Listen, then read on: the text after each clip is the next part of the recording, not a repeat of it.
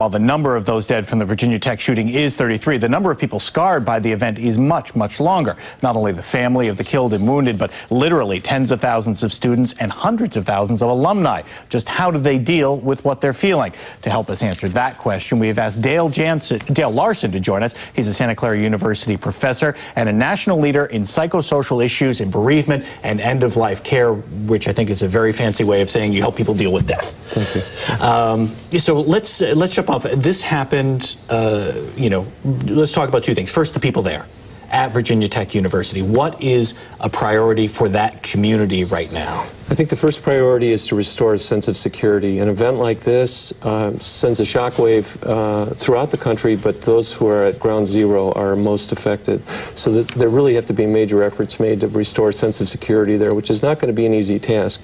People are traumatized, and they're going to have that going on for several months now. So they need to do a lot of different kinds of interventions where they're providing some psychoeducational kinds of meetings with the students, saying, hey, some of these experiences are normal. If they're having trouble sleeping, they're going to, for the first month, they're going to have a lot of different kinds of symptoms of post-traumatic stress disorder. But that can happen and then that can disappear. Or it could be delayed and they could have experiences later on. So there needs to be a lot of attention given. Also, this shockwave has gone throughout the country. So we have about 5 million Americans who have been diagnosed with post-traumatic stress disorder. All of them and all the people who have had traumatic losses in their lives are having this triggered in them right now. So those people need to be helped, and we all need to be open to each other and support anyone who's suffering because of this.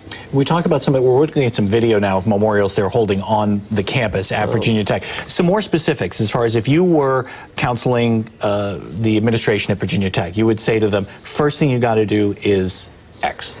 Well, one of the things I've learned in these situations like this is that you want to offer support to people. You don't want to grab them and say, let's review what's happened in this experience right now. Right now they need to mobilize their families, their resources that are already in place. They need to be offered support. If they want to take it, they can take it. As time goes on, they need to be doing some educational interventions with the students, saying these are normal experiences. This is an abnormal stressor, and your experiences are normal. They're going to have some abnormal experiences. They're going to have trouble sleeping. They're going to have different kinds of stress symptoms that will be showing up. So they need to have some counseling as things unfold. And those people who are closest to the event, I think, will really need some counseling. We found in our research that, in fact, if you intervene in the first several weeks and get counseling going, you can prevent the development of post-traumatic stress disorder.